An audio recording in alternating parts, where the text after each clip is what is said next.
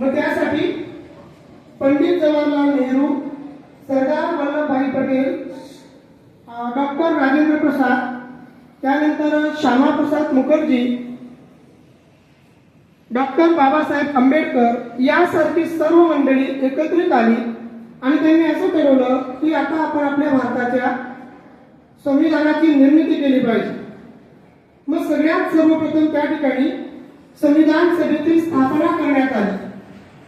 या संविधान सभेच्या स्थापने मागचा हेतू असाच की भारत या राष्ट्रासाठी स्वतंत्र असं कॉन्स्टिट्यूशन असलं पाहिजे आणि त्यासाठी संविधान सभेची स्थापना करण्यात आली।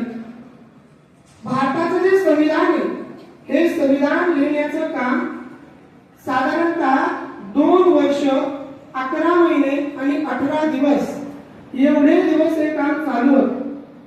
विविध जातींचा, विविध धर्मांचा